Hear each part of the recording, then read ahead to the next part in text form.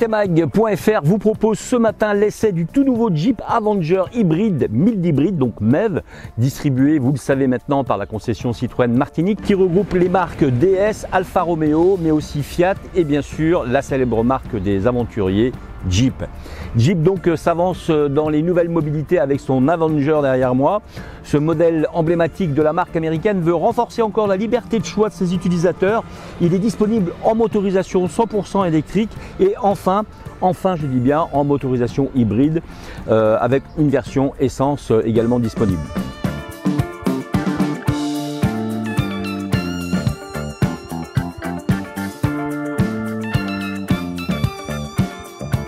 Le Jeep Avenger est officiellement présenté le 8 septembre 2022, souvenez-vous, et fait sa première apparition au Mondial de l'automobile en octobre. C'est à Paris bien sûr, c'est en 2022. Les précommandes de l'édition de lancement avaient débuté à cette occasion et la production de série débuta en novembre 2022. Le lancement commercial, lui, intervient en janvier 2023 et les livraisons au deuxième trimestre de la même année. De décembre 2022 à février 2023, près de 10 000 commandes sont enregistrées par Jeep. L'engouement était là et reste bien là aujourd'hui.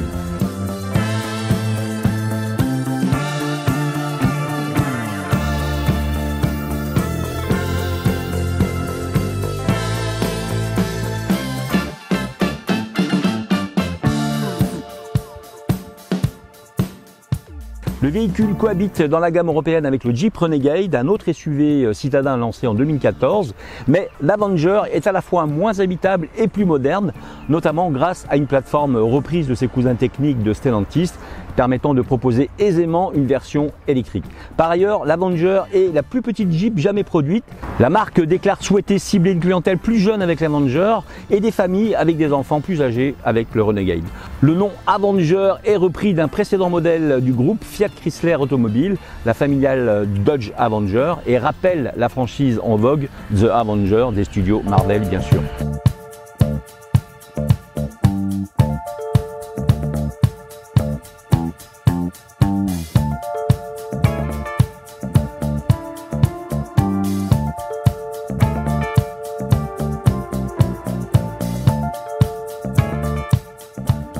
Voiture européenne de l'année 2023, le Jeep Avenger introduit une nouvelle version Avenger e-hybride, donc c'est ce que nous essayons ce matin, qui marie un moteur 3 cylindres de 1 litre de turbo de 100 chevaux à un moteur électrique de 21 kW de puissance, bien sûr, logé dans la boîte de vitesse à double embrayage, la IDCS6 à 6 rapports. Ce moteur est alimenté par une batterie de 48 volts et couplé à un onduleur et un alternodémarreur permettant une traction entièrement électrique lors des démarrages, des manœuvres à basse vitesse inférieures à 30 km/h, à la décélération ou sur 1 km. Une consommation très basse, 4,9 litres au 100 km pour des émissions de CO2 de 111 grammes au kilomètre officiellement. Pas de malus du coup donc. Pour autant, les performances annoncées semblent amplement suffisantes, le 0 à 100 km/h s'exécutant en 10 secondes 4, la vitesse maxi étant de 184 km/h.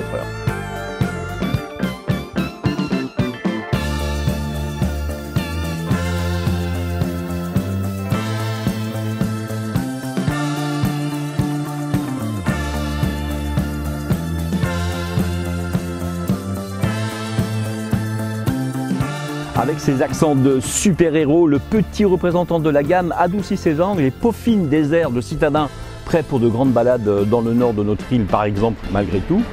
Je retrouve sa calandre verticale à 7 barrettes et ses élargisseurs d'ailes qui lui sied à ravir et lui conservent un petit air de baroudeur. Avec 4,08 m de longueur, l'Avenger est un SUV de poche très à l'aise en ville de fête, surtout lorsqu'il est doté de la motorisation électrique avec laquelle il a été lancé en janvier 2023, rappelons-le.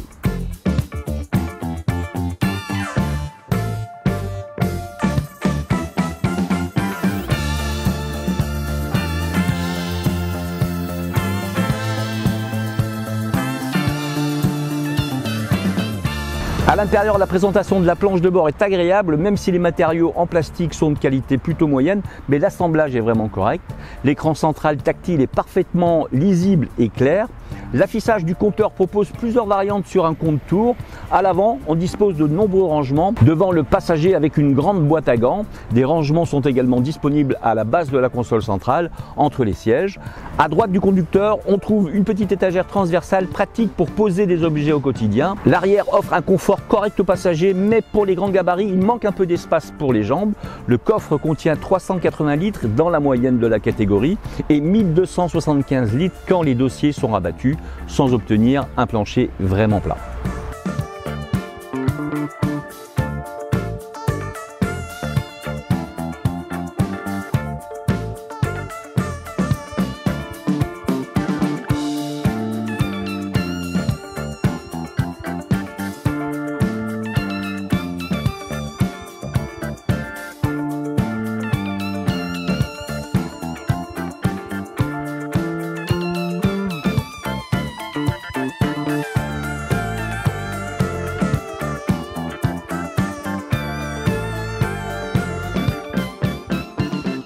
Trois versions sont proposées, longitude, altitude et summit, notre essai de ce matin, intégrant des jantes alliage allant de 16 à 18 pouces, un régulateur de vitesse adaptatif avec fonction stop and go, le freinage d'urgence, la reconnaissance des panneaux de signalisation, l'alerte de franchissement de ligne, le démarrage sans clé et le chargeur sans fil, la surveillance des angles morts, la caméra de recul 180 degrés, les radars de stationnement à 360 degrés, la commande automatique des feux de route, les rétroviseurs rabattables électriquement ou encore le haillon électrique à l'arrière, sans oublier la recharge par induction. Le Jeep Avenger e-Hybrid intègre 3 modes de conduite de base, éco, normal et sport, ainsi que des assistances à la descente et le contrôle de traction en fonction tout terrain.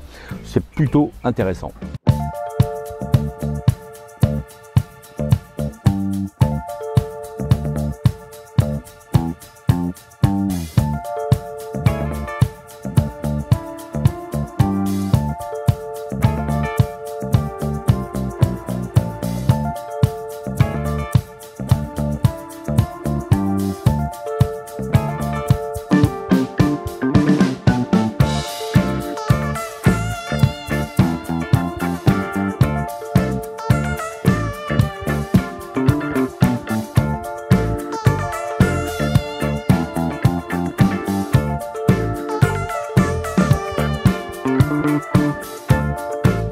Concernant notre Avenger e-Hybrid, sachez que toutes les manœuvres à basse vitesse peuvent être réalisées en mode tout électrique et dans le plus grand silence. Pendant plus de 50% du trajet en conduite urbaine, la nouvelle Jeep Avenger e-Hybrid offre des fonctionnalités de conduite électrique intéressantes au quotidien, depuis le stationnement de la voiture grâce à l'e-parking jusqu'aux embouteillages qui deviendraient presque supportables grâce à la facilité des fonctions d'e-creeping et d'e-queuing. En outre, selon les conditions, la nouvelle Avenger e-Hybrid peut rouler jusqu'à 1 km avec le moteur à combustion éteint pour une conduite en douceur dans les zones à faible émission ou limitée à 30 km/h. La nouvelle Jeep Avenger e-Hybrid offre une conduite plus respectueuse de notre environnement et elle est vraiment spécialement confortable.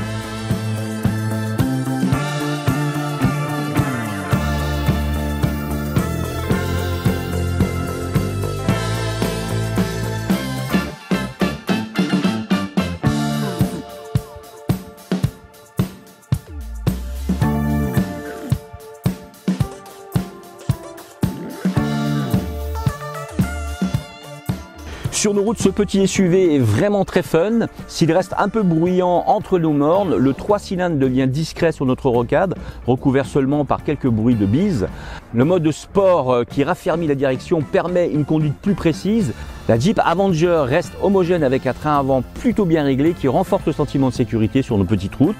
L'hybridation permet de réaliser une vraie différence sur la consommation. Sur notre essai en conduite normale, sans abuser du mode sport, nous n'avons pas dépassé les 6,5 litres au 100 km.